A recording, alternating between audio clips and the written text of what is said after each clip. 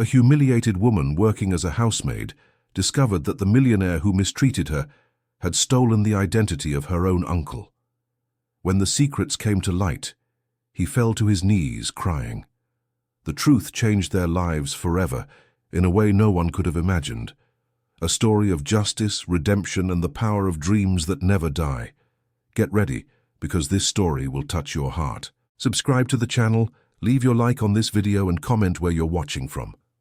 The morning sun pierced through the stained glass windows of the mansion like golden lances, drawing ephemeral rainbows across the polished marble of the foyer. Marina Solis paused at the threshold, her worn bag clutched against her chest and eyes wide at the magnificence surrounding her.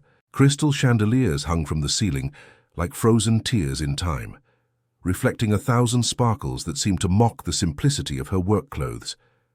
The scent of imported flowers mingled with beeswax and noble wood, creating an atmosphere as alien to her as oxygen from another planet. There are moments in life where dignity is measured not by what we accept, but by how much we're willing to endure before breaking. She was 32 years old, with 2 young children waiting for her each night in a 2-bedroom apartment on the opposite side of the city, and an iron determination forged through years of tireless work. Her hands, calloused and rough, told stories of scrubbed floors, hand-washed clothes, sleepless nights sewing school uniforms. But in her hazel eyes there was something more than exhaustion. There was pride. A pride her parents had never allowed her to feel, that life had tried to snatch from her at every corner, but that she defended with the ferocity of a lioness protecting her cubs. The butler's sharp voice pulled her from her reverie. "Mrs. Solis, Mr. Valdez is waiting for you in his office. This way, please." She followed the man through endless hallways, her cheap shoes squeaking slightly against the impeccable floor. Each step echoed like a reminder that she didn't belong in this world of excessive opulence. The walls were adorned with paintings, probably worth more than everything she would earn in her entire life. Bronze statues observed her from their pedestals with impassive expressions, like silent judges of her condition. The office was on the 3rd floor, behind a carved mahogany door that the butler opened with exaggerated reverence. Inside, sitting behind a desk that seemed larger than her living room, was Sebastian Valdez. At 38, he was the personification of modern success, tailored suit hugging his broad shoulders, Swiss watch gleaming on his wrist like a private constellation, dark hair combed back with that calculated perfection only money can buy. But it was his eyes that struck her most forcefully.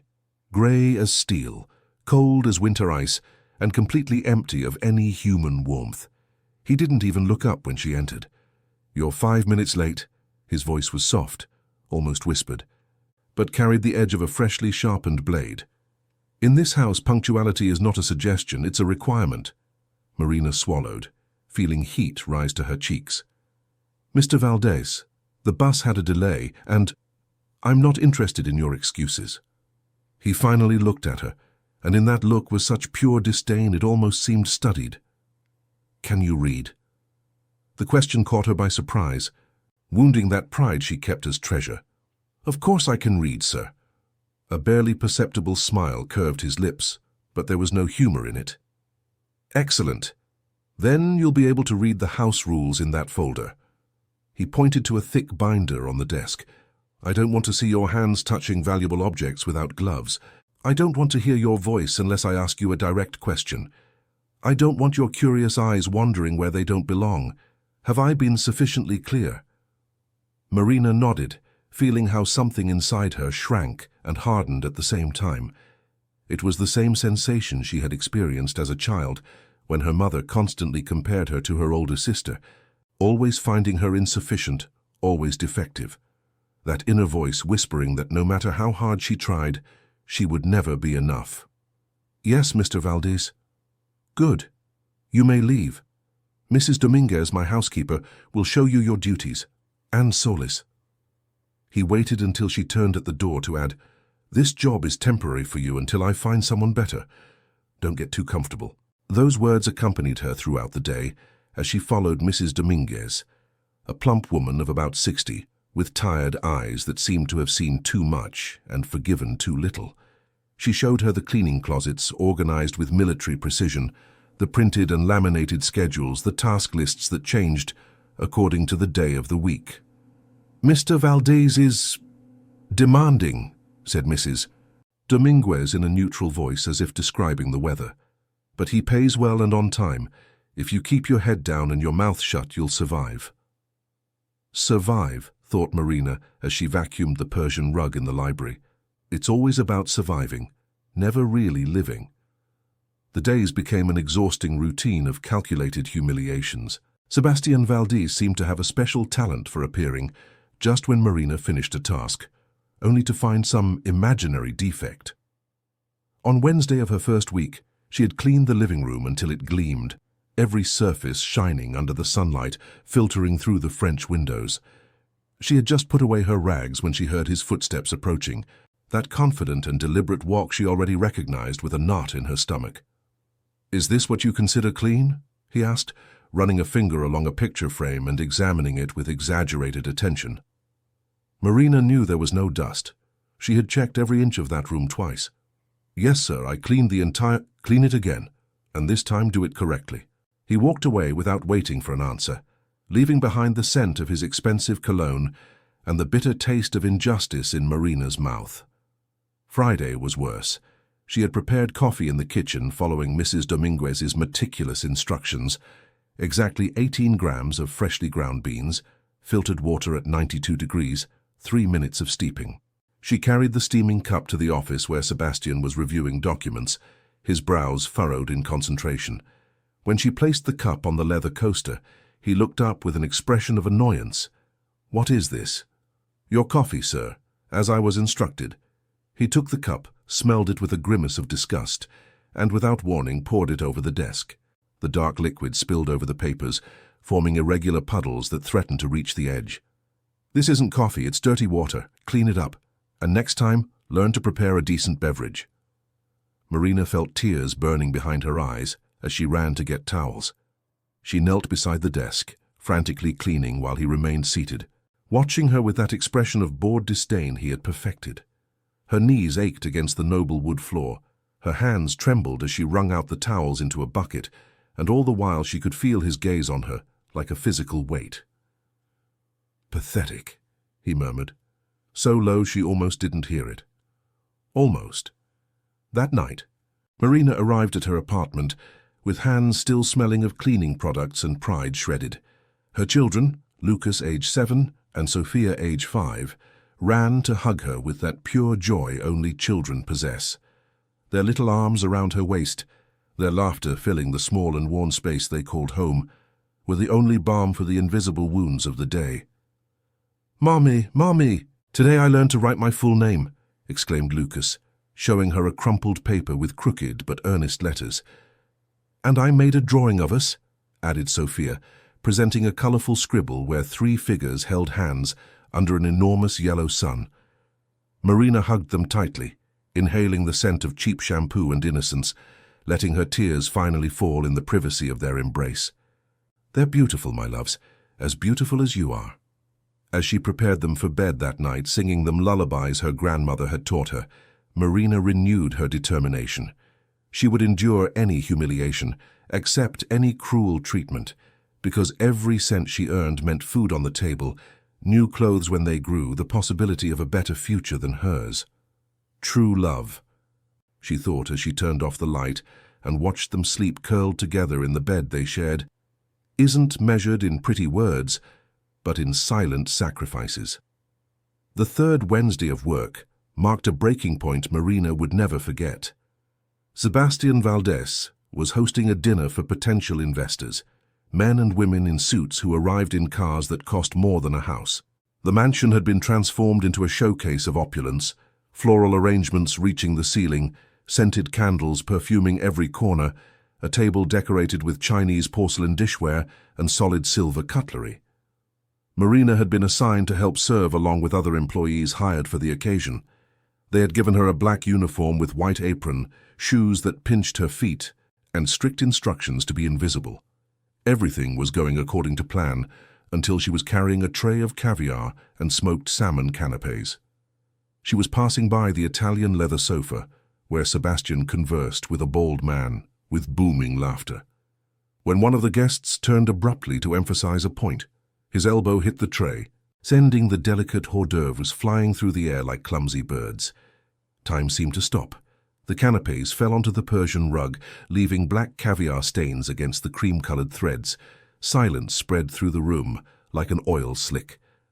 All eyes turned to Marina, frozen with the empty tray trembling in her hands.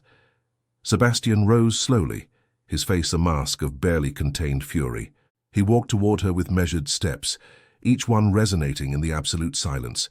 When he spoke, his voice was soft, but carried a poison everyone could taste. "Do you have any idea how much those canapés cost?" He didn't wait for an answer. "More than you earn in a month, undoubtedly." The bald man let out an uncomfortable chuckle. Other guests murmured among themselves, some with expressions of pity, others with the barely disguised delight of those who enjoy the spectacle of others suffering. Marina opened her mouth to apologize, to explain it wasn't her fault, but the words stuck in her throat when she saw the expression on his face. It wasn't just anger. It was something worse. It was the sadistic pleasure of someone who had found the perfect excuse to exercise absolute power. "Pick it up," he ordered, pointing to the scattered food. She immediately crouched down, her cheeks burning with shame, and began to pick up the ruined canapés with trembling hands.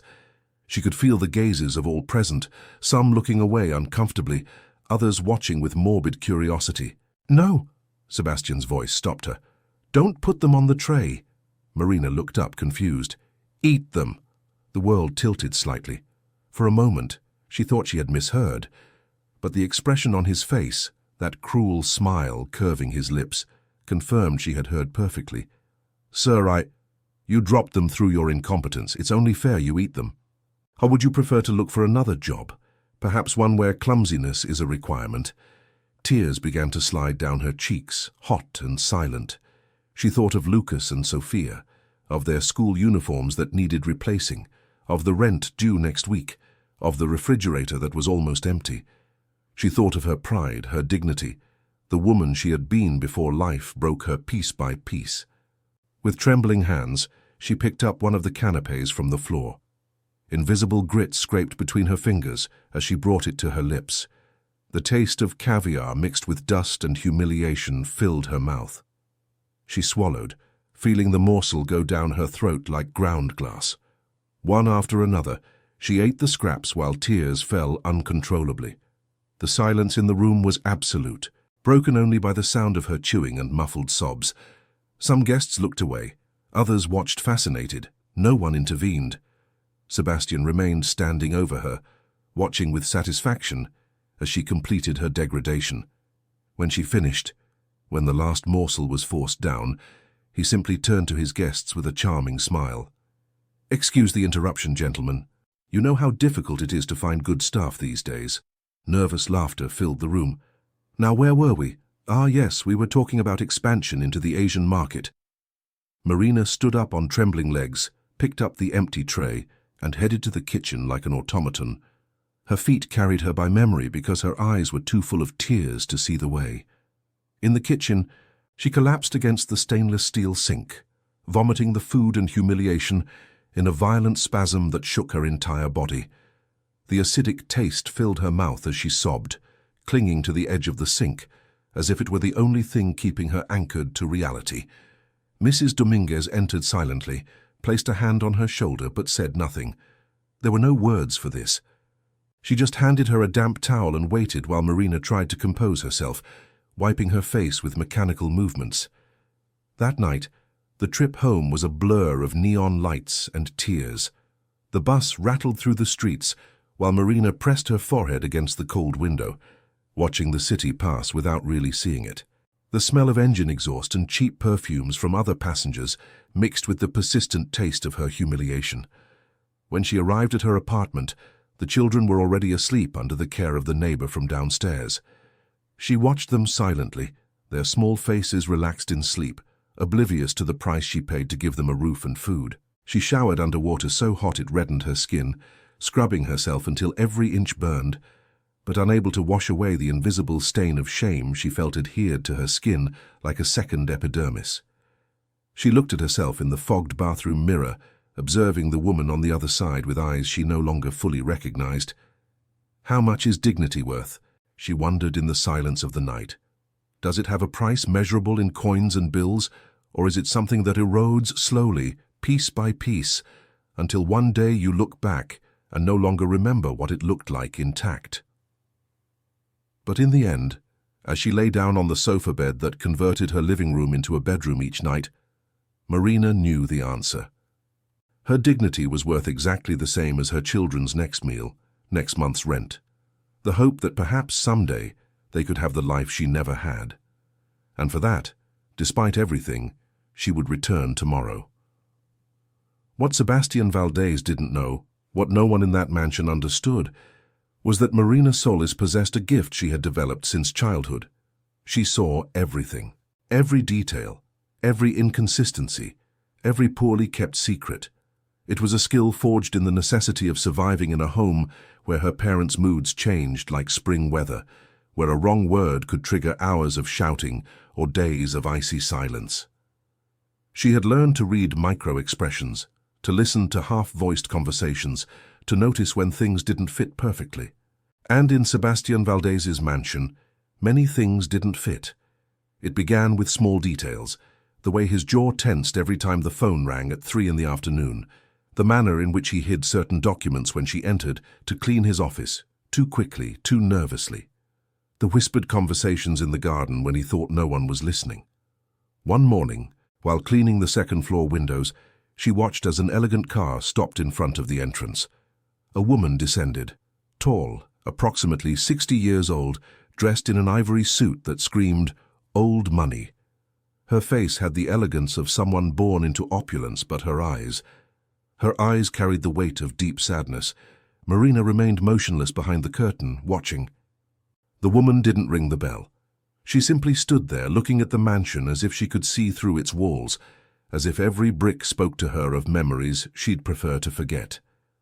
Sebastian came out before she could touch the door. His body language changed instantly. Tense shoulders, clenched fists, chin lifted in defensive defiance. They spoke at the entrance, their voices too low for Marina to hear specific words, but the tone was unmistakable. Accusation, denial, threat. The woman took an envelope from her purse. Sebastian took it with abrupt movements, his knuckles white from gripping it. She said something else, something that made him step back as if he'd been struck, before turning and returning to her car with straight back and head held high.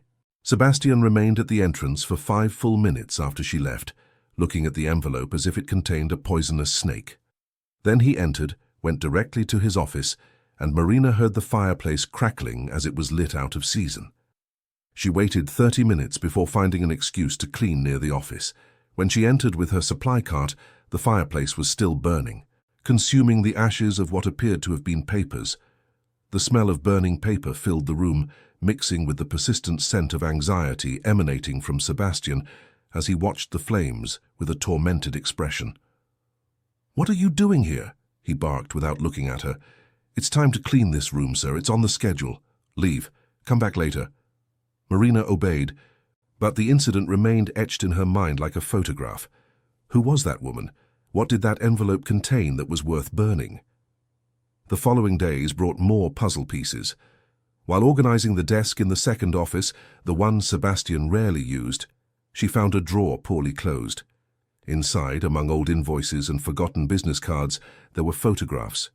Photographs of a child with eyes grey as steel, but in his face was something the adult Sebastian had completely lost: genuine joy. The child laughed in the photographs, embraced by a kind-faced woman who clearly wasn't the mother Marina had seen in other portraits of the mansion. They wore simple clothes, almost poor. The background of the images showed a modest house, with peeling paint and an unpretentious garden. The contrast was impossible to ignore. This wasn't the child of a wealthy family. This was a child who knew scarcity, who wore mended clothes, who played on dirt streets instead of manicured gardens. With trembling hands, Marina took out her old cell phone. The screen cracked since Lucas had dropped it months ago. She photographed the images quickly, her heart beating so loudly she could hear it in her ears. She didn't know why she was doing it, what instinct compelled her to document this inconsistency. She only knew it mattered, that these photographs told a story that contradicted everything else in this mansion of polished lies. She closed the drawer carefully, making sure to leave it exactly as she had found it, and continued with her cleaning as if nothing had happened. But her mind couldn't stop processing what she had seen. That afternoon, while sweeping the marble stairs, she heard Sebastian talking on the phone in his office. The door was ajar, his voice filtering out in fragments. "Can't keep threatening. I've built this. No right. The past is the past." There was a long silence, only the murmur of the voice on the other end of the line. "I don't care what you think. This is my life now, my house, my—" His voice broke on the last word. Marina froze, the broom suspended in the air, heart in her throat. Had she heard correctly? Was that fear in his voice? When he came out of the office minutes later, his face was pale, almost grey. He passed by Marina without really seeing her, lost in thoughts that clearly tormented him. For the first time since she had started working there, Marina saw the man behind the mask of arrogance, and what she saw disturbed her deeply. Fear, guilt, the invisible weight of secrets threatening to crush him. That night, lying on her sofa bed with her phone in hand, Marina looked at the photographs she had taken. The child in the images watched her with eyes that still remembered how to laugh without restrictions. What had happened to transform that child into the cruel man who had humiliated her so mercilessly? Everyone carries secrets, she thought as she turned off the phone and closed her eyes. But some secrets are so heavy, they transform people into monsters, and they don't even realize the exact moment they stopped being human. Manuel Herrera had been the Valdez family chauffeur for 23 years. At 55, his hair was completely grey, his back slightly hunched from decades of patient waiting, and his brown eyes carried a sadness that seemed to have permanently installed itself on his face like premature wrinkles. It was he who found Marina crying in the garage after a particularly brutal day where Sebastian had criticized every aspect of her work for 4 continuous hours. She was sitting on the cold concrete floor between the black Mercedes and the silver Jaguar, with her head between her knees and sobs shaking her thin shoulders. "Mrs. Solis," his voice was soft, laden with a gentleness that seemed out of place in this house. "Come, you can't stay here on the cold floor." He helped her up with hands that trembled slightly, arthritic but firm. He guided her to the small staff break room, where he prepared coffee in an old machine that contrasted comically with the state-of-the-art ones in the mansion. "It's not fancy coffee," he said, offering her a chipped cup, "but it warms the soul better than all that expensive crap." Marina took the cup with trembling hands, the warmth filtering through the ceramic to her cold palms. "How do you bear it, Mr. Herrera?" she finally asked, her voice hoarse from crying. "How have you endured working for him for so many years?" Manuel sat in the chair across from her, his eyes lost in memories that clearly hurt to remember. "Because he wasn't always like this," he replied after a long silence. "Or perhaps he always was, but I didn't want to see it." He told her stories in a low voice, fragments of a past that painted a completely different picture. He spoke of another Sebastian, one that didn't exist in Marina's current reality, a young man who donated generously to charities, who visited orphanages without publicizing it, who treated employees with genuine respect. "What changed?" Marina whispered. Manuel's eyes darkened even more. "Power, I suppose, or perhaps fear. There are things I've seen that I've heard, things that don't add up." "Like what?" He looked at her for a long moment, as if weighing how much he could trust her, how much he should carry alone. Finally, he lowered his voice until it was barely a murmur. 15 years ago I worked for another man. He looked like Sebastian, but he wasn't him. His name was Ricardo Valdez. He was the true heir to this fortune." Marina's heart raced. "What happened to him?" "He disappeared. One night he simply vanished. There was an investigation, but nothing was found. And then, 6 months later, Sebastian appeared claiming to be the legitimate heir. He had all the correct documents, all the papers in order, but I had known Ricardo since he was a child. Sebastian resembles him, yes, but he's not him." Marina felt the room spinning slightly. Are you saying that Sebastian usurped his cousin's identity? I have no proof, Manuel hurried to say, his voice urgent. Only observations from an old chauffeur. But the little things don't add up. Ricardo was left-handed, Sebastian is right-handed. Ricardo had a scar on his chin from a childhood fall. Sebastian has none. Ricardo played piano beautifully. Sebastian can barely hold a tune. Why haven't you said anything? Manuel laughed bitterly. To whom? The police. They have no reason to investigate. The press, I'm a disgruntled employee, nothing more, and besides, his voice broke, I have a daughter studying medicine. Sebastian pays her full tuition. He said it was a gift for my unwavering loyalty. But we both know it's a bribe, a golden chain binding me to silence. Marina then understood the depth of the trap in which they were both caught. Different chains, same captivity. Why are you telling me this? Because you have a look I recognize, Manuel replied, his eyes meeting hers with unexpected intensity. The look of someone who sees more than they should, and because perhaps you can do what I haven't been able to. Find the truth. Bring justice. I have children to feed, Mr. Herrera. I can't risk my job on conspiracies without proof. I know, and I'm not asking you to. Just keep your eyes open. And when you see something that doesn't fit, remember it. Someday all the pieces will come together.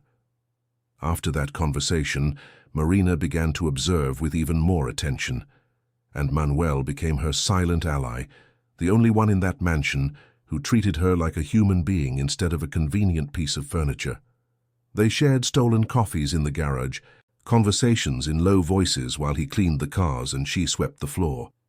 He spoke to her of the Ricardo he had known, a dreamy man who planned to use his inheritance to build schools in poor neighborhoods, who read poetry and fed birds in the garden. When he disappeared, Manuel said one rainy afternoon, the sound of rain hitting the garage roof like a distant drum, something in this house died with him. There are rooms that no longer open, photographs that were hidden, memories that Sebastian tries to erase as if they had never existed. How do you know he didn't die? Perhaps it really is Sebastian who... Because they found a body, Manuel interrupted, his voice barely audible. Months later, in a river hundreds of kilometers from here, too decomposed to identify with certainty, but it had Ricardo's clothes, his watch. The family accepted it as closure. But I never believed it was him. The following days, Marina couldn't stop thinking about those conversations. At night, lying on her sofa bed with the children sleeping meters away, she processed each new detail like pieces of a dark and twisted puzzle.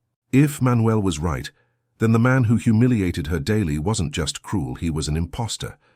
A thief who had stolen not just a fortune, but a complete identity, an entire life.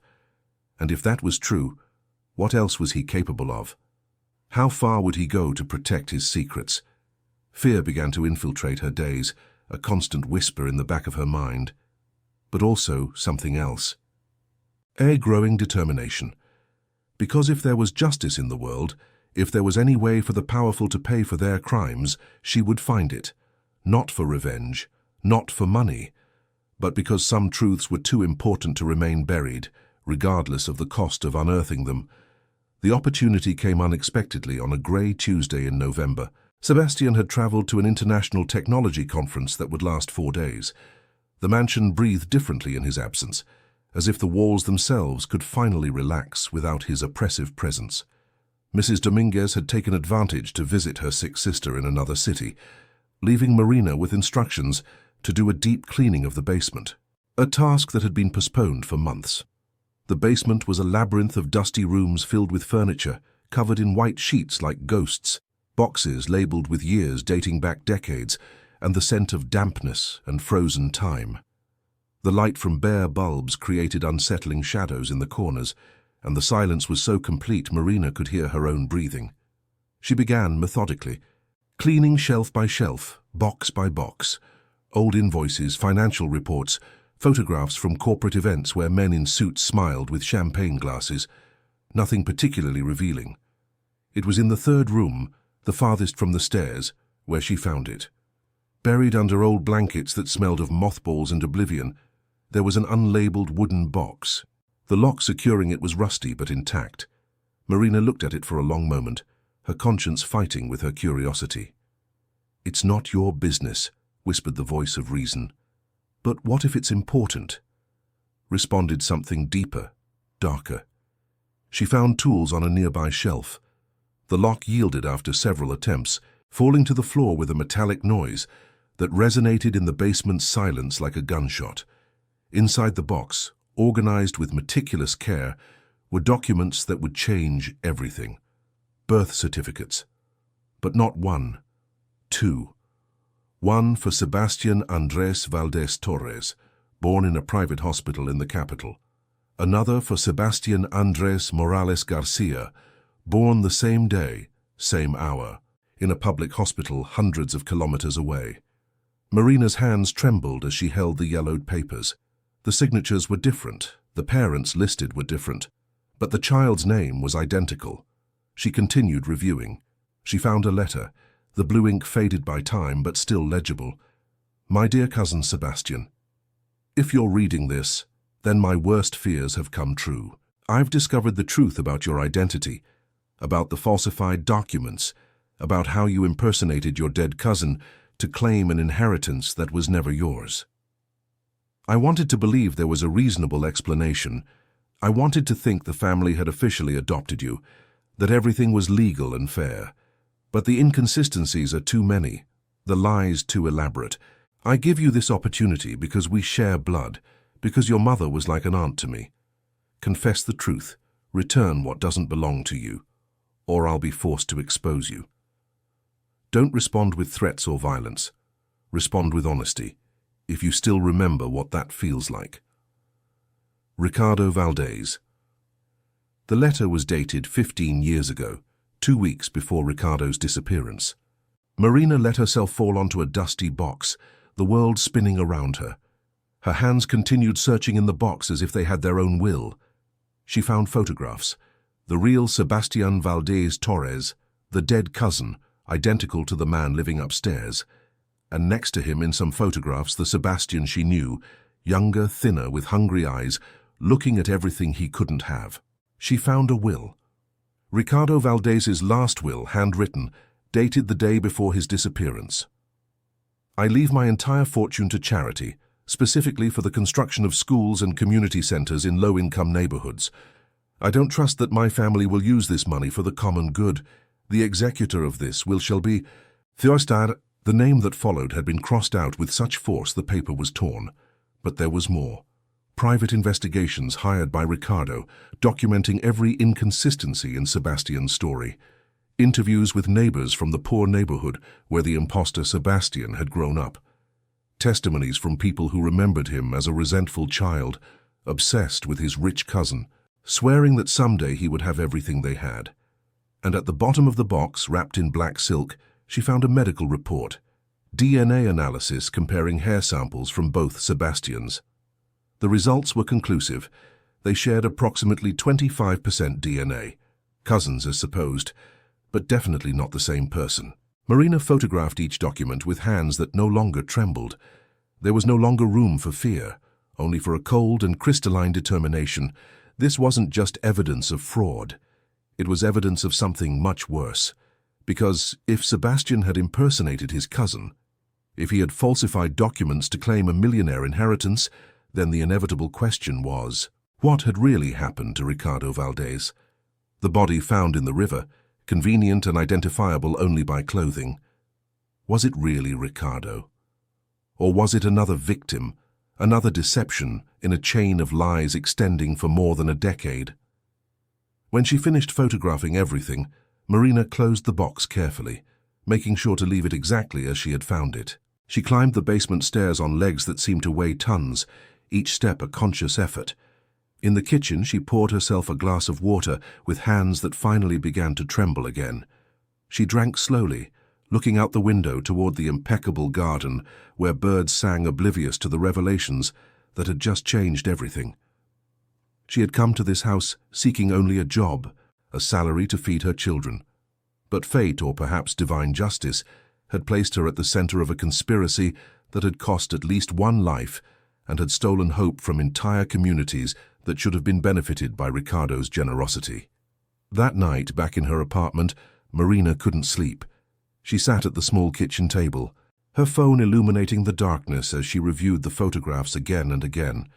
Lucas and Sofia slept peacefully in the adjoining room, their soft breathing a reminder of what was at stake. She could destroy Sebastián Valdez with this information. She could go to the police, to the media.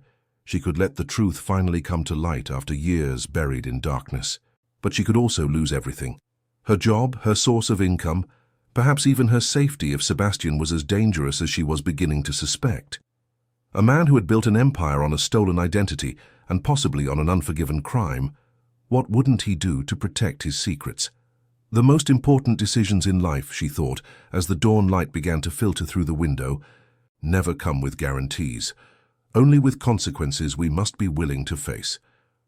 The following days were psychological torture for Marina.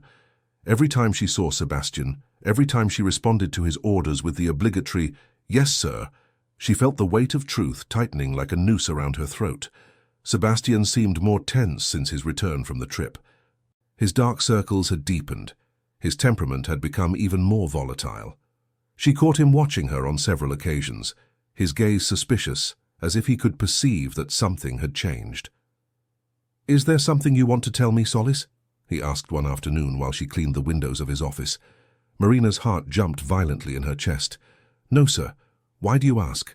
I notice you're different, more daring with your looks, as if you were judging me." Marina kept her expression carefully neutral, but inside her mind was racing. "I'm just doing my job, sir, as always." He observed her for a long moment before making a dismissive gesture with his hand, but the tension remained thick in the air like smoke after a fire. That night, Manuel sought her out in the garage. His face was pale, his hands visibly trembling. "He's been asking questions," he whispered urgently. "Asking all the staff if anyone has been in the basement, if they've moved anything, if they've seen anyone behaving suspiciously." Marina's stomach sank. "Did he say anything specifically about—" "No, but he knows something's wrong. I can see it in his eyes." That barely contained panic. Manuel grabbed her arm, his grip surprisingly strong. "If you found something, if you know something, be careful, very careful." Marina nodded, but inside, the conflict reached unbearable proportions. Each night she went to bed with the weight of the decision pressing on her chest, like a concrete slab. Each morning she woke up no closer to an answer. The complexity of the dilemma consumed her. If she exposed Sebastián, she would vindicate Ricardo and potentially return the fortune to its original purpose, helping those in need. But she would also lose her only means of livelihood, put her children at risk, and possibly become the target of a man who had proven capable of anything to protect his secrets. If she remained silent, she maintained the stability she desperately needed. But she also became complicit in a crime, guardian of secrets that had cost lives and stolen hope from entire communities. What kind of mother am I, she wondered, in the long hours of insomnia, if I risk my children's well-being for an abstract principle of justice?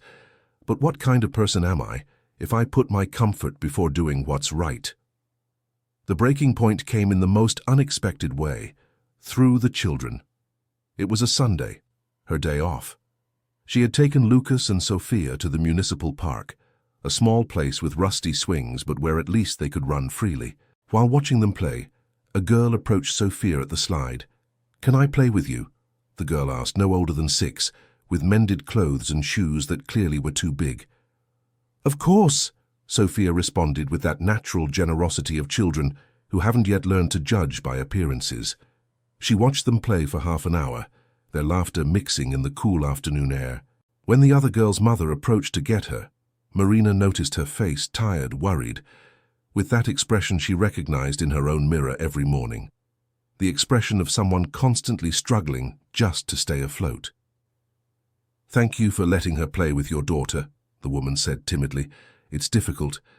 We don't have much, and sometimes the other parents—" She didn't need to finish the sentence.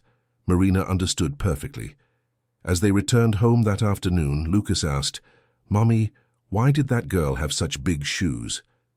"Because they're probably the only ones her mum can afford, love. and it's better that they're too big than that she has none at all. But that's not fair, Lucas protested with that pure indignation only children possess. At school they taught us everyone should have the same opportunities. Marina knelt in front of him, taking his small hands between hers. You're right, my love. It's not fair, and sometimes adults have to make difficult decisions about what to do about it. Would you help if you could, Mommy? Sophia asked, her big eyes full of absolute trust. The question hit her like a punch to the stomach, because the truth was she could help. She had in her hands the ability to return a fortune to its original purpose, helping children exactly like that girl from the park, creating opportunities for families like hers. Yes, my love, she finally responded, her voice hoarse with emotion. I would help, because it's the right thing to do. That night, after putting the children to bed, Marina sat at her kitchen table with her phone in hand. The photographs of the documents glowed on the screen, accusatory and promising at the same time. She thought of Ricardo Valdez, a man who had dreamed of using his fortune to change lives. She thought of the schools that were never built, of the children who never received the opportunities they deserved. She thought of the girl from the park, with shoes too big and dreams that probably would never come true. And she thought of her own children, of the example she wanted to give them. Did she want them to grow up knowing their mother had chosen personal security over doing what's right? Or did she want them to learn that integrity, although painful, was the only path worth following? The decision crystallized in her mind with a clarity that was almost painful. She would do the right thing, whatever the cost, but she would do it intelligently. She wouldn't rush to the police with evidence that could be claimed was stolen. She wouldn't go to the media without legal protection. She needed a plan, she needed allies, she needed to be as strategic as Sebastian had been deceitful. She opened her old laptop, the screen flickering before turning on completely. She began researching lawyers specialized in corporate fraud, civil rights organizations, investigative journalists with a reputation for integrity. As she wrote carefully worded emails, as she organized the evidence in digital folders with backups in multiple locations, Marina felt something she hadn't experienced in years. Hope. Not the naive hope that everything would turn out perfectly, but the mature hope that regardless of personal cost, she was choosing to be on the right side of history. The hours passed without her noticing. When she finally looked up from the computer, dawn was beginning to paint the sky pink and orange. She had sent 12 emails, had organized all the evidence, had created a contingency plan in case something went wrong. She poured herself a cup of coffee, the last remaining in the jar, and allowed herself a moment of stillness.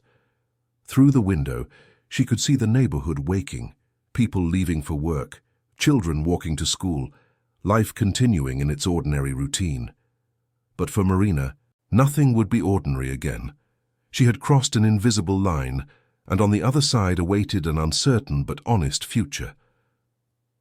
Courage, she thought as she finished her coffee, is not the absence of fear. It's the decision to do what must be done despite the terror that paralyzes your bones. And with that truth burning in her chest like an unquenchable flame, Marina Solis prepared for the battle to come. The response came 3 days later, on a Friday afternoon when Marina was cleaning the marble stairs. Her phone vibrated in her apron pocket, and the name on the screen made her heart leap. Lucia Mendoza, civil rights attorney. With trembling hands, she slipped into the staff bathroom and answered the call. Mrs. Solis, I've reviewed the information you sent me. The attorney's voice was professional, but with a tone of barely contained excitement. If what you have is authentic, we're talking about one of the most elaborate cases of fraud and identity theft I've seen in my career. Marina leaned against the cold tile wall, closing her eyes. Is it enough? Can we do something with this? Potentially, yes, but we need to be extremely careful. A man with Sebastian Valdez's resources has access to the best lawyers in the country. We need to build an airtight case before making any move. There was a pause. And Mrs. Solis, I must warn you, when this comes to light, your life will change completely. Are you prepared for that? Marina thought of Lucas and Sophia, of the girl from the park with shoes too big, of Ricardo Valdez and his stolen dreams. I'm prepared. Good. Then I need you to do something for me. Don't touch anything else. Don't investigate further, and for God's sake, don't give Valdez any indication that you suspect something. Act as always while we build the case." But maintaining the facade proved to be much more difficult than Marina had anticipated. That same afternoon, while serving tea in Sebastian's office, a thick envelope arrived by special messenger. The messenger was an elegant man in a dark suit, nothing like common delivery people. Sebastian received it personally, signed with a trembling hand, and closed the office door with a slam that resonated throughout the mansion. Marina remained in the hallway, pretending to clean the same section of railing again and again while listening to muffled sounds from inside. Something broke, then silence, then the unmistakable sound of muffled sobs. Sebastian Valdez was crying. The door opened abruptly and he came out, his face a mask of fury and desperation. He passed by Marina without seeing her, descended the stairs at full speed, and left the mansion. The Jaguar's engine roared moments later, the tires screeching against the asphalt as he drove away. Marina looked toward the office. The door had been left ajar. Her conscience and curiosity waged a fierce battle as she debated what to do. Finally, curiosity won. Inside, the office looked like it had been hit by a hurricane. Papers scattered across the floor, a crystal vase shattered against the wall, and on the desk, the opened envelope. With her heart beating violently, Marina approached. Inside the envelope was a private investigation report with the logo of a prestigious firm. Her eyes scanned the pages quickly. "We confirm that a blood connection exists between Marina Solis and the late Ricardo Valdez. Comparative DNA analysis using samples obtained from medical records indicates they share approximately 25% genetic material, consistent with an uncle-niece relationship." The world tilted dangerously. Marina had to grip the edge of the desk to avoid falling. Ricardo Valdez was her uncle, the man whose identity had been stolen, whose fortune had been usurped, whose dream of helping those in need had been buried with him, was family. That meant part of that inheritance, legally, belonged to her. Tears began to fall without her being able to control them, staining the report she held with trembling hands. All this time, she had been cleaning floors that by right should have been partially hers. She had been humiliated in a house that carried her family's blood in its foundations. And Sebastian knew. That's why he had been so nervous, so erratic. That's why he watched her with that mixture of fear and barely disguised hatred. The sound of the front door opening pulled her from her stupor. She quickly returned everything to its place as best she could, and left the office seconds before Manuel appeared at the top of the stairs. "Are you okay, Mrs. Solis? You look pale." Marina nodded, unable to trust her voice not to break. Manuel observed her with those wise eyes that saw too much, and something in his expression told her he understood that something monumental had occurred. "Come," he said softly. "You need to sit down before you faint." In the staff room, while Marina drank water with hands that wouldn't stop trembling, Manuel sat across from her in respectful silence, waiting. Finally, she spoke. "I'm his niece, Ricardo's. Sebastian discovered it." Manuel's eyes widened with genuine shock. "My God, then you. I have legal right to part of that inheritance." The word sounded surreal in her own mouth. "All this time I've been living in poverty, while my inheritance was being squandered by an imposter." Manuel ran his hands over his face, processing the information. "This changes everything. Now it's not just about abstract justice. It's about what legally belongs to you. But how?" Marina felt hysteria climbing up her throat. "I never knew about this, uncle. My father never mentioned having a brother. How is it possible?" "Families separate for many reasons," Manuel said gently. "Pride, shame, distance. Perhaps your father and Ricardo lost contact decades ago. Perhaps there was a conflict that was never resolved." Marina thought of her father, a quiet man who had died when she was 16, taking his secrets to the grave. He had never talked about his extended family, and she had never thought to ask. "You need to tell your attorney about this," Manuel urged.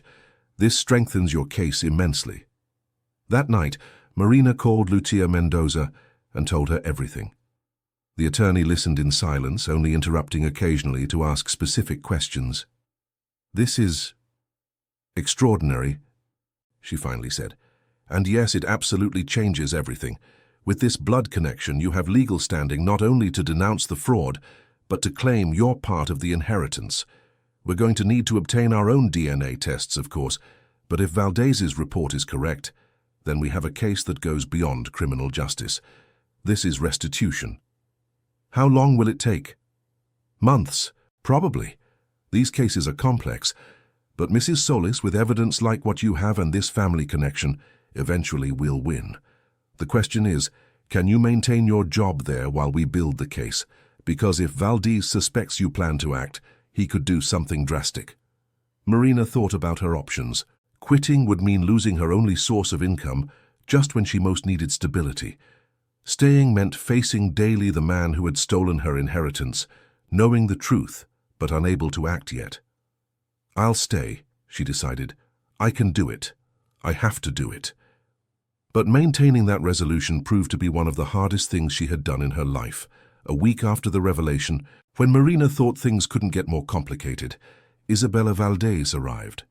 She was 16 years old, dark hair long to her waist, and the same grey eyes as her father, but filled with a warmth he had lost long ago.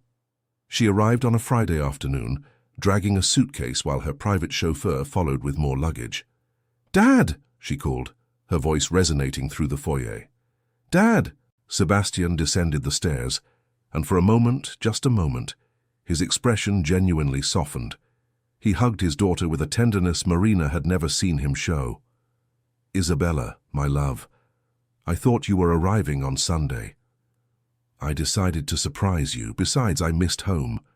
She separated and noticed Marina standing nearby with cleaning rags. "Oh, hello, are you new? I hadn't seen you before." Before Marina could respond, Sebastian intervened brusquely.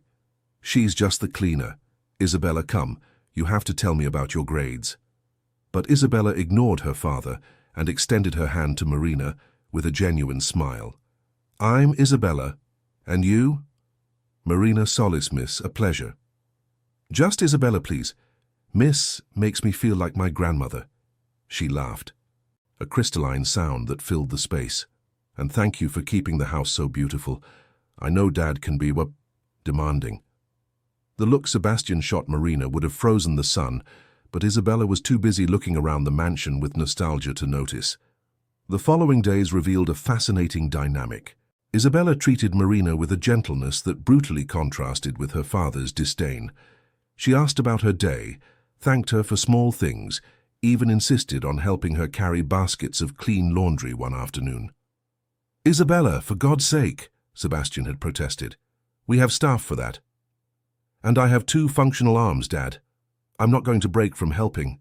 It was during those small interactions that Marina began to understand the deeper tragedy of this situation. Isabella was innocent. She had grown up believing Sebastian was her biological father, without knowing that her complete identity was built on a lie.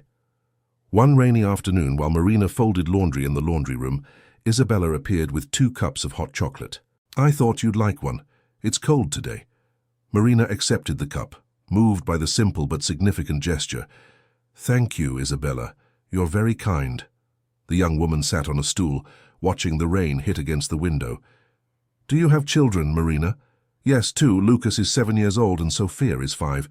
They must be beautiful." Isabella smiled with melancholy. "Sometimes I wish I had siblings. Boarding school is fine, but the house feels very empty when I'm here alone with Dad." "Your mother died when I was 3. I don't really remember her." Isabella drank her chocolate, her eyes lost in memories she couldn't reach. "Dad never talks about her. In fact, Dad never talks about anything personal. It's like he's afraid that if he opens that door, something terrible will come out." The word struck Marina forcefully. Even Sebastian's daughter could feel that something didn't fit, that there were secrets buried so deeply they contaminated everything around. "Sometimes," Isabella continued in a low voice, "when I was little, I swore Dad would wake up screaming in the middle of the night, like he was having horrible nightmares. But when I asked in the morning, he said it was my imagination." Marina felt a pang of something she didn't want to name.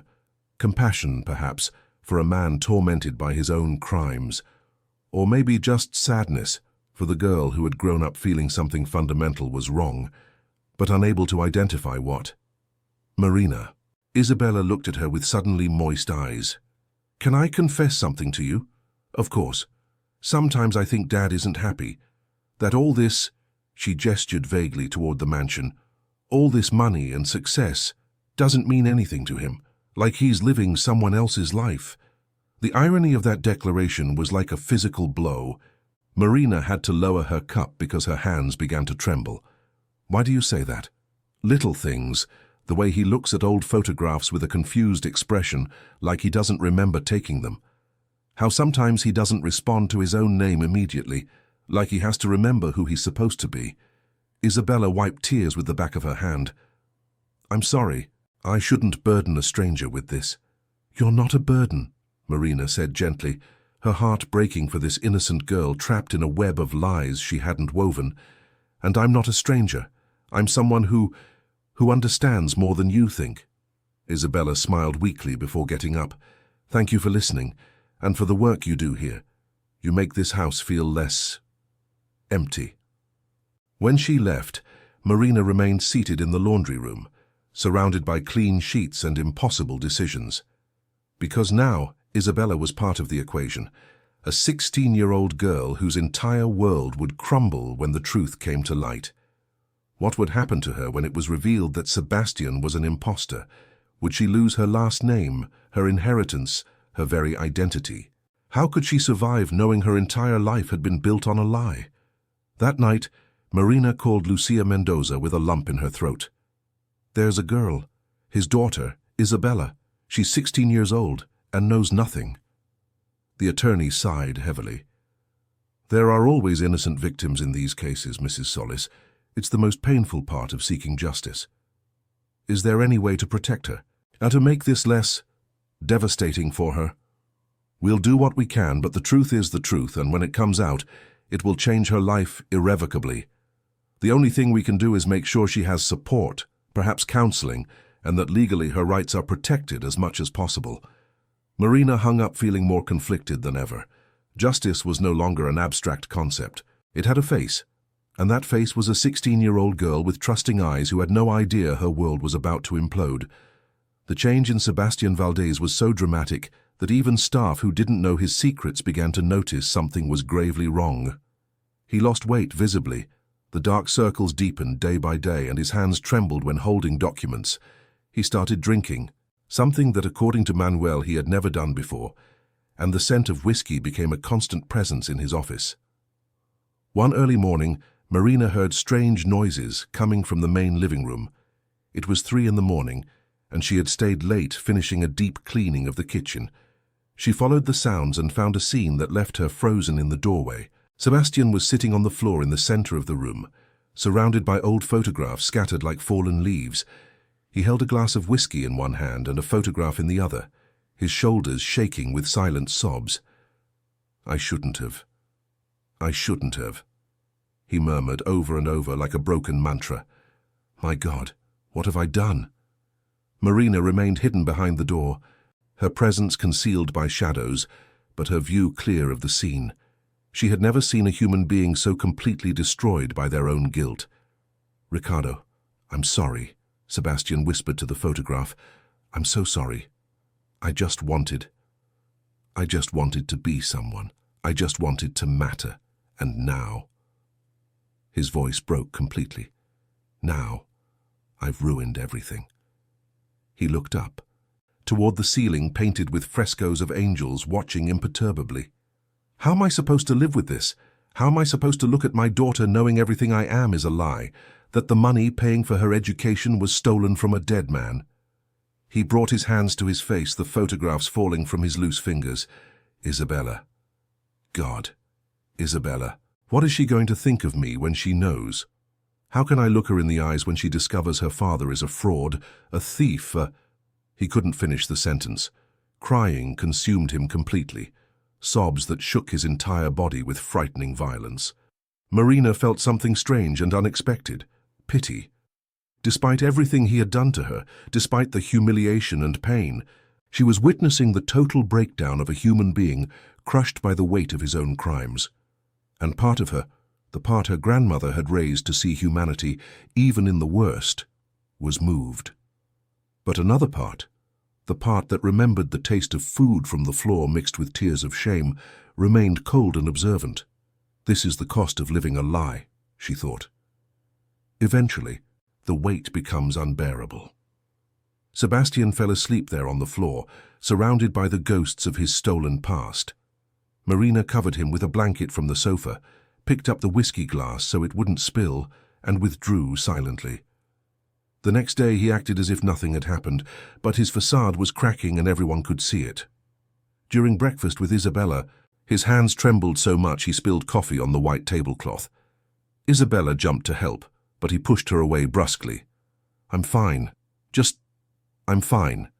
"Dad, you're clearly not fine." Isabella looked at him with genuine concern. "When was the last time you slept properly? My sleep is none of your business. You're my father. Your well-being is absolutely my business." Sebastian stood abruptly, the chair scraping against the wooden floor. I need to be alone." He locked himself in his office for hours. Isabella tried to talk to him through the door, but there was no response. Finally, she turned to Marina with eyes full of tears. "What's happening to him? Do you know anything?" Marina debated with the truth for an infinite moment, but she shouldn't tell her anything yet. "Sometimes adults face difficult things they can't share, Isabella. All you can do is be there when he's ready to talk." "But will he be okay?" Marina looked toward the closed office door, thinking of the destroyed man she had seen sobbing on the floor. "Honestly, I don't know." That afternoon, another unexpected visitor arrived, the elegant woman Marina had seen before. This time, she didn't wait to be received. She entered the mansion directly, passing by Mrs. Dominguez with authority that couldn't be questioned. "Where is he?" she demanded. "In his office. But Mrs. Marquez, you can't just—" "Watch me." Marina observed from the second floor as the woman climbed the stairs with determination that made each step tremble. She knocked on Sebastian's office door forcefully. "Open this door right now or I'll break it down." There was a long silence, then the sound of the lock opening. The woman entered and closed the door behind her, but their voices filtered clearly into the hallway. "How much longer are you going to hide from the truth? What do you want from me, Leonor?" Sebastian's voice sounded exhausted, defeated. "I want you to admit what you did. I want you to confess that you murdered my son and stole his identity. I want justice. I didn't murder him." But his voice lacked conviction. "It was an accident. I never wanted him to die." The silence that followed was dense, loaded with horrible implications. Marina remained frozen in place, the cleaning rag forgotten in her hands. "An accident?" Leonor's voice trembled with contained fury. "Falsifying documents was an accident? Assuming his identity was an accident? Living in his house, spending his money, destroying his dreams was an accident?" "I'm sorry." And for the first time, Sebastian sounded genuinely sincere. "God knows I'm sorry every day of my life." "Your apologies don't bring him back. Your apologies don't build the schools he dreamed of. Your apologies don't help the children who should have had the opportunities he wanted to give them." Marina heard the sound of something hitting the wall, possibly a fist. "Then what do you want me to do?" Sebastian shouted.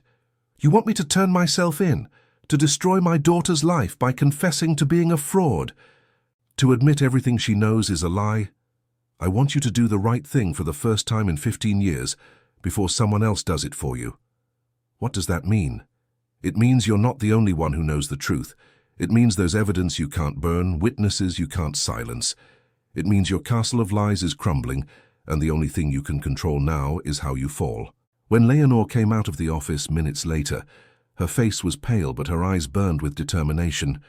She passed by Marina without seeing her, descended the stairs and left, leaving behind the scent of expensive perfume and promises of retribution. Sebastian didn't come out of his office for the rest of the day, not even to have dinner with Isabella, who finally went up with a food tray she left in front of his door. "Dad, please eat something," she pleaded through the wood. "You're scaring me." There was no response. That night, Marina couldn't sleep. She lay on her sofa bed, watching the shadows that the streetlight cast on the ceiling, processing everything she had heard. It was an accident, Sebastian had said. What had really happened that night 15 years ago? Had it really been an accident, or was it another lie in a life built on them? And more importantly, what would she do with this knowledge? The answer came with the light of dawn, clear and terrible in its simplicity. She would do what Ricardo would have wanted.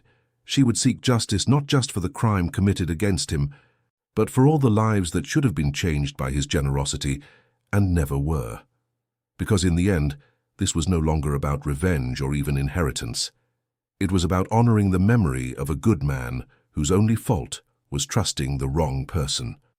The city prepared for its annual festival, a celebration lasting an entire week that transformed the streets into a river of colors, music and life. Paper flags hung between buildings, the aroma of traditional food filled the air, and mariachi groups played on every corner. Sebastian Valdez, as one of the festival's main benefactors, was obligated to attend multiple events, inaugurations, charity dinners, parades. His face had to appear in photographs smiling, shaking hands, personifying success and generosity. Marina watched with morbid fascination how he put on his mask each morning. At home he was a tormented spectre, barely eating, barely sleeping. But in front of cameras he transformed into the Sebastian Valdez the world knew, confident, charismatic, the successful businessman with a smile that didn't reach his eyes. "It's exhausting, isn't it?" Isabella commented one afternoon while watching Sebastian prepare for another event. "Pretending to be someone you're not." Marina looked at her surprised by the perception in those words. "Do you think he's pretending?" Isabella shrugged, her eyes sad and too old for her age. "We all pretend to be someone, don't we? The version of ourselves we think the world wants to see. But Dad, he takes it to another level, like he's forgotten who he really is under the mask."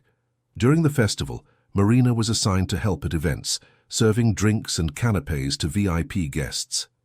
The irony wasn't lost on her, being there as a servant while she was, by right of blood, part of the family that should be being honored. It was at Wednesday's charity gala when everything began to crumble publicly. The event took place in the city's most elegant ballroom, with crystal chandeliers and live orchestra. Hundreds of high society people filled the space, their jewels gleaming under the lights, their false laughter filling the air. Sebastian was on stage, giving a speech about the importance of giving back to the community. His words were perfect, rehearsed, full of empty promises. Marina watched him from her position by the wall, holding a tray of champagne glasses, and felt nauseous.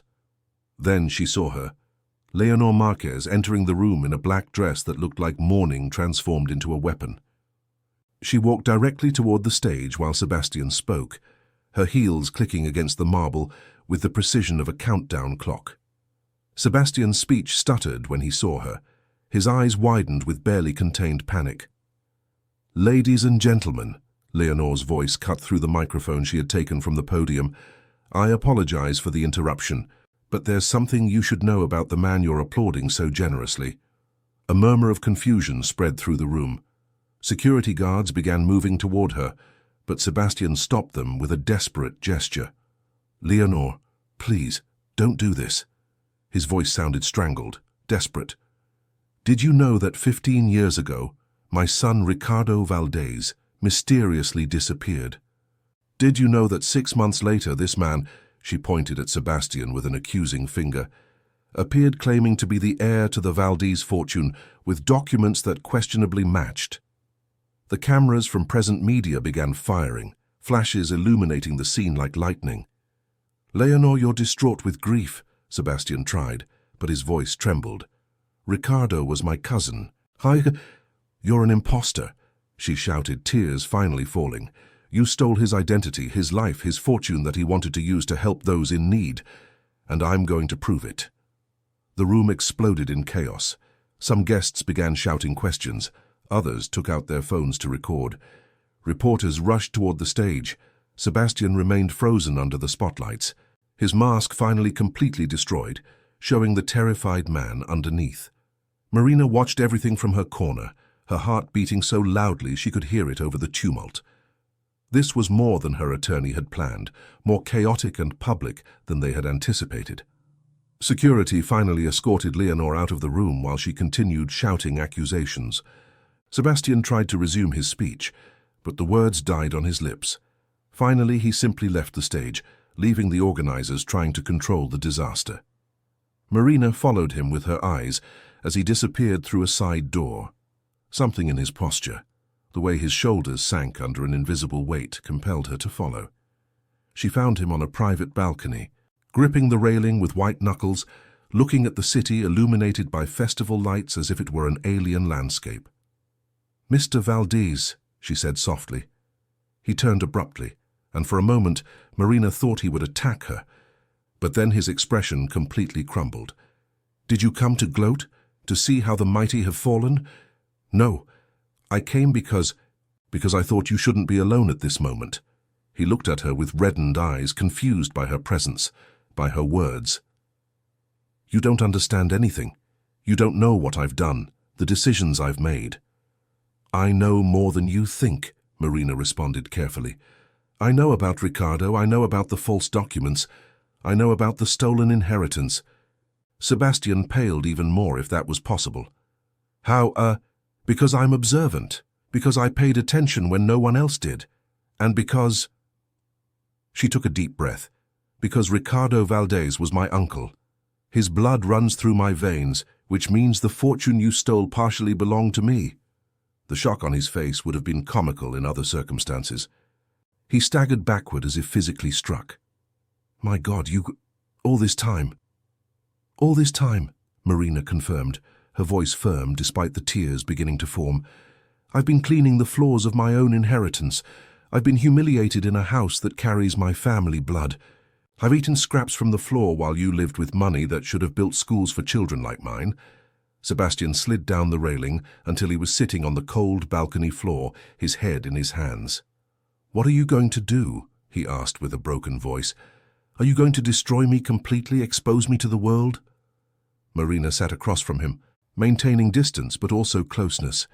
"I should, God knows I should, but there's a 16-year-old girl in there whose world is going to crumble when the truth comes out, and that matters to me more than it should." "Isabella," he whispered. "She's going to hate me." "Probably. She has every right." "So what? What do you want from me?"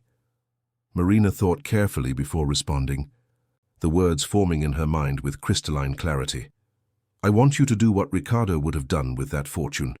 I want you to build the schools, the community centers, to help the families he wanted to help. I want you to use what time you have left before justice catches up with you to finally do something good. And will that be enough? Will that redeem what I've done?" "No," Marina said honestly. "Nothing can redeem that, but it can mean at least something good comes from all this tragedy." The sound of voices approaching interrupted them. Marina stood quickly. "Think about it. And Sebastian, whatever happened with Ricardo, whatever really happened that night 15 years ago, the time has come to tell the truth. For Isabella, if not for anyone else." She left before he could respond, leaving him alone with his demons under the starry sky while the city celebrated below, oblivious to the drama unfolding in the shadows. The days following the scandal at the gala were a whirlwind of media activity. Leonore's accusations were in all the newspapers, on all the news programs. Reporters camped outside the mansion. Social media exploded with speculation, and Sebastian's business partners began to cautiously distance themselves. Isabella had returned from the event in shock, demanding answers Sebastian couldn't give without destroying everything. She locked herself in her room, refusing to talk to anyone except Marina, who brought her meals she barely touched. "Is it true?" Isabella finally asked, sitting on her bed surrounded by pillows and used tissues. "What that woman said? Is Dad really but an imposter?" Marina sat beside her, taking her hand gently. "There are things you need to hear from your father, not from me. But he won't tell me anything. He just locks himself in his office and drinks." Her eyes filled with tears again. "Marina, I'm scared. What's going to happen to us?" "No matter what happens, Isabella, you are a complete and real person. Nothing your father has done changes who you are, your kindness, your intelligence, your worth." Remember that. That night, Lucia Mendoza called urgently. Mrs. Solis, we need to act now. Leonor Marquez has filed a formal lawsuit. The police investigation has been reopened. If we want to secure your rights as a legitimate heir, we need to present our case immediately. Marina looked toward Isabella's room, still lit despite the late hour. Is there any way to do this that minimizes the damage to his daughter? We'll do everything possible. But Mrs. Solis, I understand your compassion, but you also need to think about your own children. What this resolution will mean for their future. Marina thought of Lucas and Sophia, sleeping at that moment in their small apartment under the neighbor's care. She thought of all the opportunities they could have if she claimed her legitimate inheritance: quality education, medical care, a house of their own, financial security they had never known. Okay, she finally said, proceed. But I want to be present when it's formally presented, and I want Isabella to have access to counselors, support, everything she needs. I'll arrange it. 2 days later, Marina was called to Sebastian's office. He looked like he had aged a decade in a week. Deep dark circles, unshaved beard, wrinkled clothes. But his eyes, though tired, had a clarity she hadn't seen before. I know your attorney is going to file the lawsuit tomorrow, he said without preamble. Manuel told me. Don't blame him, he just wants you to be protected. Marina nodded, neither confirming nor denying. I have a proposal for you, Sebastian continued. Before everything goes to hell legally, before lawyers and judges decide our fates, I want to offer you something. He took a folder from his desk drawer and slid it toward her. Marina opened it with cautious hands. Inside were legal documents, the transfer of 50% of his assets to her name. Not just the part that legally corresponded to her by inheritance, but much more. What is this? It's my attempt to do the right thing even if it's late. Sebastian ran his hands over his face. There's also the plan I drew up with architects and charities. We're going to build the schools Ricardo dreamed of, community centers, scholarship programs, everything he wanted to do. Marina read the documents carefully. It was real. It was legal. It was more than she had hoped for. Why? After everything you've done, why now? Because Isabella asked me a question last night. She asked if I was the kind of man who could look at myself in the mirror, and I realized I haven't been for 15 years. His eyes filled with tears. I can't undo what I did to Ricardo. I can't bring him back or erase the pain I caused his mother, but I can, at least, try to make his death mean something. What really happened that night, Sebastian? Marina asked gently. The complete truth. He closed his eyes, and when he spoke, his voice was barely a whisper. We went fishing at his cabin in the mountains. We'd been drinking. He confronted me about the documents he'd discovered, about how he suspected I'd falsified my identity to get close to the family. We argued. I pushed him. I just wanted him to shut up, to stop accusing me. But he lost his balance, hit his head on a rock. Tears now fell freely down his face. He was bleeding, and I panicked. Instead of calling an ambulance, instead of trying to save him, I saw an opportunity. I took his identification, his belongings. I left the body in the river. And then, 6 months later, when they found it too decomposed to identify with certainty, I claimed to be him. Marina felt nauseous. One thing was to suspect, another was to hear the direct confession. You're going to have to tell this to the police. I know, and I will. But first, please, let me make sure Isabella is protected, that these programs are in motion. Give me 1 month, just 1 month to put things in order, and then I'll turn myself in. Marina looked at the documents in her hands, then at the destroyed man in front of her. Why should I trust you? Because you don't have to. These documents are legal and binding as of today. They're already registered. They're already yours. The only thing I ask is time to do the right thing before facing the consequences. Marina thought of all the people who would benefit from those programs, of the children who would receive education, of the families who would have opportunities. She thought of Ricardo and what he would have wanted. 1 month, she finally agreed. But you'll work directly on those programs, not just sign checks. And if you try to flee, if you try to hide, I'll make sure justice finds you no matter where you are. Understood. When Marina left the office, She held in her hands not just legal documents, but the weight of a decision that would change lives. Not just hers, but her children's, Isabella's, and countless others who would benefit from the generosity that was finally being realized. That night, she called Lucia Mendoza and explained the situation.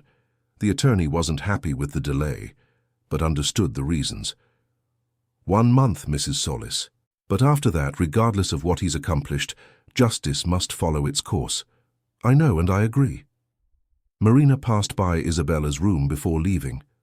The door was ajar, and she saw her lying in bed, looking at the ceiling with a lost expression. Isabella, she called softly. The young woman sat up, quickly wiping her eyes. Marina, what's happening? Your father is going to do something important in the coming weeks. He's going to need your support, even if you don't completely understand why yet. Does it have to do with what that woman said? It has to do with trying to make amends for past mistakes, and I know it's confusing and painful, but I need you to be strong. Can you do that? Isabella nodded slowly. Marina, whatever Dad's secrets are, whatever things he did, can he still be forgiven? Marina thought carefully before responding. I think forgiveness isn't something that's earned, but something that's freely given. But redemption, making peace with past mistakes, that can be worked for. Your father is trying that now. And you? Would you forgive him? I don't know, Marina responded honestly, but I'm trying to find a path where justice and compassion can coexist, where people can pay for their mistakes, while also doing something good with the time they have left. Isabella stood and hugged Marina with unexpected force. Thank you for being here, for being honest, for not just seeing me as the daughter of the man everyone's attacking. Marina returned the embrace, her heart aching for this innocent girl trapped in consequences she didn't create. You're so much more than that, Isabella. Never forget it. The month that followed was the most extraordinary and exhausting of Marina's life. Sebastian kept his word. Every day, without exception, he worked directly on the community projects. He rolled up his expensive shirt sleeves and helped pour concrete for the foundations of the first school. He spent hours with architects and educators, refining plans. He visited neighborhoods he had probably never set foot in before, talking with families, listening to their needs. Marina worked alongside him, not as his employee, but as co-director of the programs.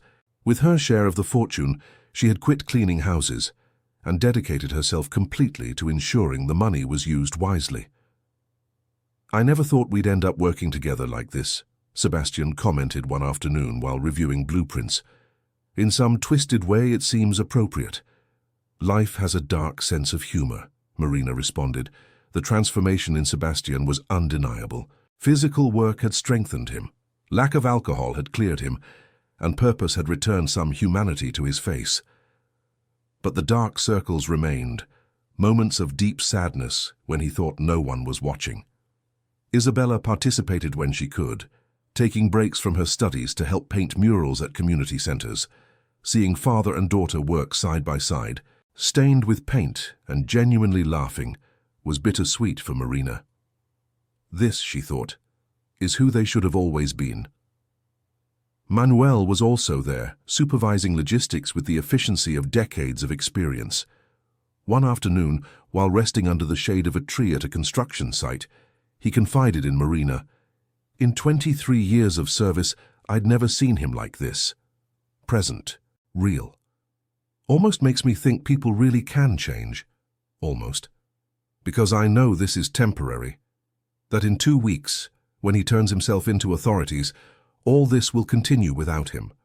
And I wonder if he would have done this if he hadn't been caught." It was a question Marina also asked herself. Was it true redemption if it came only after being exposed? Or was it simply the last performance of a desperate man trying to find meaning before the end?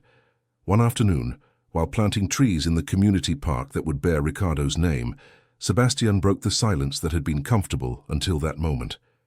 "You know, Ricardo and I were close as children, before the gap between our circumstances became unbearable." Marina stopped digging and looked at him. "He had everything I desperately desired, not just money, but belonging, purpose. the certainty that he mattered in the world. Sebastian pressed the earth around a young tree with hands that trembled slightly. I grew up feeling invisible. My mother worked 3 jobs just to keep us afloat. My father had abandoned us. And every time we visited the Valdez family, every time I saw what Ricardo had, that seed of resentment grew.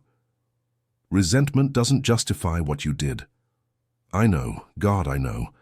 But I want you to understand that when that opportunity appeared, when he was there dying and I had the possibility to finally be someone, I didn't think, I just acted. And every day since then has been a lie that has eaten me alive from the inside.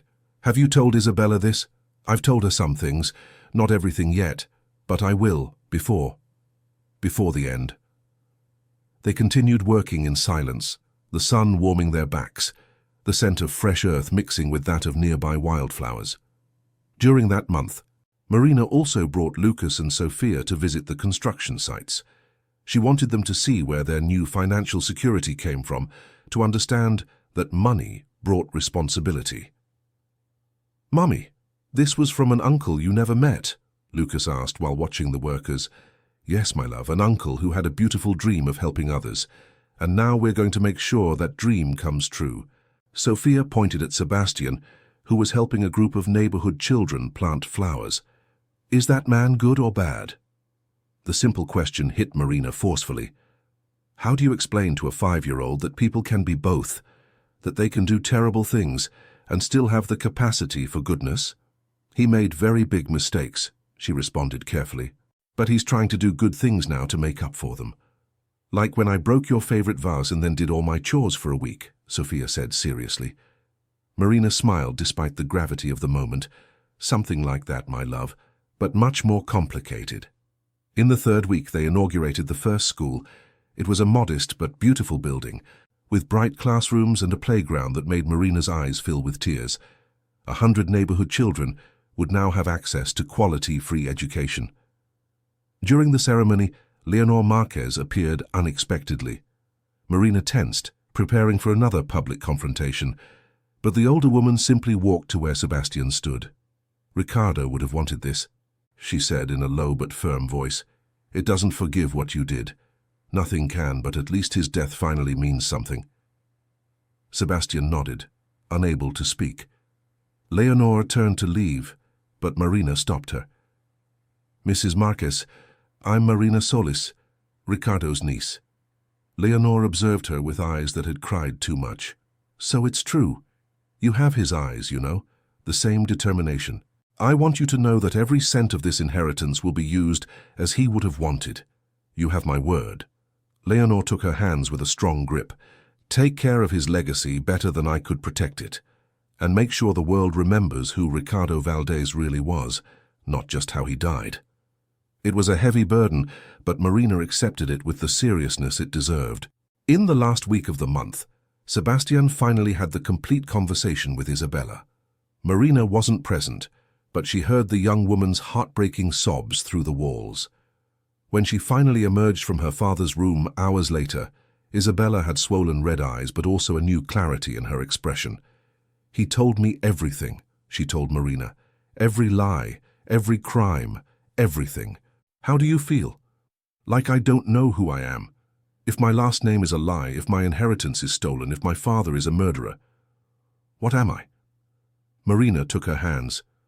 "You're Isabella, a brilliant, compassionate and strong young woman who isn't responsible for her father's crimes. You're your own person and nothing he did defines who you choose to be. Could you still be my friend? I know it's a lot to ask after everything he did to you, but of course I will," Marina interrupted, hugging her. "None of this is your fault." On the last day of the month, everything was in order. The schools were under construction, scholarship programs were funded for the next 10 years, community centers were operational. Ricardo's legacy was finally being honored. Sebastian presented himself at the police station with his attorney, accompanied by Marina, Isabella, and Manuel. Reporters waited like vultures. Before entering, he turned to Marina one last time. "Thank you for giving me the opportunity to do this, for showing me that even after everything I did, I could still contribute something good to the world. "I didn't do it for you," Marina responded honestly. "I did it for Ricardo, for the children, for everyone who deserved these opportunities." "I know, and that makes it even more meaningful." He hugged Isabella tightly, whispering words only she could hear.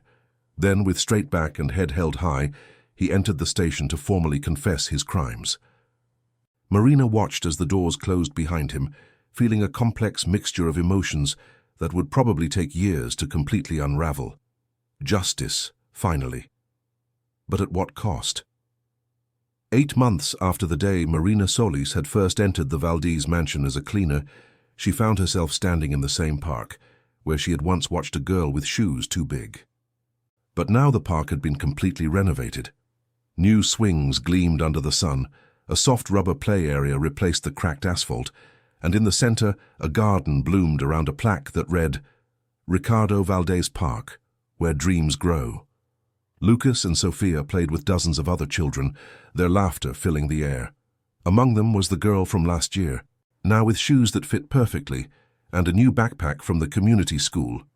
Marina watched from a bench. Beside her was Isabella, who had decided to take a gap year from her private school to volunteer in the programs bearing her grandfather, Ricardo's name. "Sometimes it still doesn't seem real," Isabella said, watching the children play. "How everything changed in such a short time." "Life has a way of surprising us," Marina responded, "sometimes terribly, sometimes wonderfully." Sebastian Valdez was serving a 12-year sentence for manslaughter and fraud. His complete confession and cooperation in dismantling the fraud had resulted in a lighter sentence than he could have received. First reports from prison said he spent his time teaching literacy programs to other inmates. The mansion had been sold, the funds divided between reparations to Ricardo's family, more funding for community programs, and the part that legally belonged to Marina as a direct heir. She had bought a modest house in a quiet neighborhood. Nothing ostentatious, nothing she couldn't maintain by herself, even without the inheritance. But it was hers. It had a garden where Lucas and Sophia could play, and each night they could have dinner together at a table that didn't wobble. Manuel had decided to retire finally, after 23 years of service, but not before being named consulting director of community initiatives, a role he took with the seriousness and dedication he had shown his entire life. Leonor Marquez visited regularly, sharing stories of Ricardo with Marina, filling in the gaps about the uncle she had never known. Those conversations were painful but necessary, weaving a connection with family roots she had believed lost forever. "Mommy!" Sophia shouted, running toward her with a new drawing. "Look what I made in art class." It was a portrait of her family, Marina in the center, Lucas and Sophia at her sides, and in the background, drawn in softer colors, a man Sophia had never met, but whose story Marina had told her. "Is that Uncle Ricardo?" Marina asked softly. Sophia nodded. "The teacher said we could draw someone who inspires us, and you said he dreamed of helping children like me. That inspires me." Marina felt tears burning her eyes as she hugged her daughter. "He would have inspired you too, my love." That afternoon, as the sun began to descend, painting the sky orange and pink, Marina walked to the first school they had inaugurated. The graduation ceremony for the first students would be next week. She ran her hands along the entrance wall, feeling the texture of the concrete she had helped pour. On the main wall hung a portrait of Ricardo Valdez, painted by a local artist. His eyes seemed to follow her as she walked through the hallway, not with judgment, but with quiet approval. "We did it," she thought. "Your dream finally came true, even though it took a path none of us would have chosen." In her bag she carried a letter. The last letter Sebastian had sent her from prison. She had read it so many times the words were engraved in her memory. "Marina, I don't seek your forgiveness because I don't deserve it. I don't expect your understanding because my actions are unforgivable. I only want you to know that those 30 days working on Ricardo's programs were the first days in 15 years where I felt like a real human being. Isabella visits me monthly. She's stronger than I ever gave her credit for. She tells me you've been a mentor to her, a guide as she navigates who she wants to be versus who family history says she should be. Thank you for that. Thank you for seeing in her the innocence that deserves protection, even when you couldn't see it in me. The work you do, continuing Ricardo's legacy, is more than he could have dreamed. Every report I receive about new children enrolled, new families helped, new lives changed, is a reminder that although my life was a moral failure, at least my exposure resulted in something good. It's not redemption, I understand that. True redemption is probably beyond my reach, but it's meaning. And right now, as I face years behind these walls, meaning is all I can hope for. With respect and gratitude, Sebastian. Marina folded the letter carefully and put it away. She wouldn't respond to it. She didn't need to. Her work, her dedication to the programs, was answer enough. As she left the school, the janitor stopped her. He was an older man with kind eyes who had worked in maintenance his entire life. "Mrs. Solis, I just wanted to tell you, my grandson starts here next month, thanks to the full scholarship. He's going to be the first in our family to receive quality private education." His eyes filled with tears. "You don't know what this means to us." Marina took his hands with warmth. "I know exactly what it means, and it's an honor to be part of giving your grandson the opportunities he deserves." That night, with Lucas and Sophia asleep in their own rooms, Marina sat in her small home office. The walls were covered with expansion plans, 2 more schools next year, a vocational training program for adults, a community health center. She had discovered that administering these programs gave her a purpose she had never felt cleaning houses. Not because that work didn't have dignity, all honest work did, but because this allowed her to transform her own struggle experience into opportunities for others. Manuel had advised her wisely, the best use of money isn't spending on luxuries, but investing in futures. The futures of others, and through them, the future of entire communities. She heard a soft knock on the door. Isabella peeked her head in. "Still awake? It's almost 11. Reviewing proposals for the new art center. Come in." Isabella sat on the sofa, curling up with a blanket. "I've been thinking about something." "What?" "I want to study social work, specialize in supporting families affected by crime, children who, like me, have to deal with the legacy of their parents' actions." Marina turned completely toward her, seeing in her eyes a maturity that hadn't been there months ago. "That's beautiful, Isabella. And you'll help so many people." "I learned from the best," Isabella said with a small smile. "You showed me that trauma doesn't define destiny, that we can take the worst circumstances and transform them into purpose. You were already on that path. You just needed someone to remind you of your own strength." They sat in comfortable silence, 2 women connected by extraordinary circumstances, united by the choice to use their pain as fuel for good. On the anniversary of the first year since Marina had begun working in the mansion, they organized a community celebration at Ricardo Valdez Park. Hundreds of people attended, families whose children now attended the schools, community center workers, volunteers, donors. Marina stood in front of the microphone looking at the sea of faces. Lucas and Sophia were in the front row, their small faces bright with pride. Isabella was at her side, holding a bouquet of flowers they would place on Ricardo's memorial plaque. "A year ago," Marina began, her voice firm despite the emotions threatening to overwhelm her, "I was a desperate woman looking for just a job to feed my children. I worked in a mansion where I was humiliated, degraded, treated as less than human. There were murmurs of sympathy in the audience, but through that darkness I discovered something extraordinary, that I shared blood with a man who had dreamed of exactly this." She gestured toward the park, the schools visible in the distance, the children playing. "Ricardo Valdez never met me, but his dream became my purpose. His life was stolen in ways that can never be fully justified, but his vision, his kindness, his belief that everyone deserves opportunities, that lives on. In every child who learns to read in our schools, in every family that receives support at our centers, in every life we touch and change for the better." Tears now fell freely, but they were tears of joy mixed with sadness. "I can't change the past. I can't bring Ricardo back or undo the harm that was done. But I can, we all can, make sure his death wasn't in vain, that every day we work to build the world he imagined, one where every child has the opportunity to reach their full potential." The ovation was deafening. Children ran forward with flowers, adults embraced, and for a moment, under the afternoon sun, everything seemed possible. Isabella placed the flowers on the plaque, her fingers tracing the engraved name with reverence. "Thank you, grandfather," she whispered, "for dreaming this, and thank you, Marina, for making it real."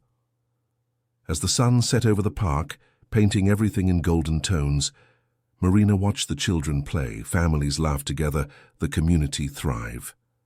Dignity, she thought, remembering that first morning in the mansion when she had stood amazed and frightened before so much opulence, isn't measured by the luxury that surrounds you or the power you exercise over others. It's measured by how you treat those who have less than you, by how you use what you have to lift others up, by how you transform pain into purpose. Sophia ran toward her, taking her hand. "Mommy, can we come here every day?" Marina knelt, hugging her daughter tightly. "We can come as often as you want, my love. Because it's our special park? Because it's everyone's park, and that makes it truly special." As they walked home that night, under a sky full of stars, Marina reflected on the extraordinary journey she had taken, from humiliated cleaner to heiress, from victim to advocate, from broken woman to community leader, but more than anything, from solitary person carrying the weight of survival to member of a community woven by shared purpose and collective hope. The seeds Ricardo had planted so long ago had finally bloomed, and Marina, along with Isabella, Manuel, Leonor, and hundreds of others, would make sure they continued to flourish for generations to come, because in the end, that was the only true revenge against darkness, creating light so bright that shadows couldn't survive, and that light, fueled by dreams turned into action, would shine for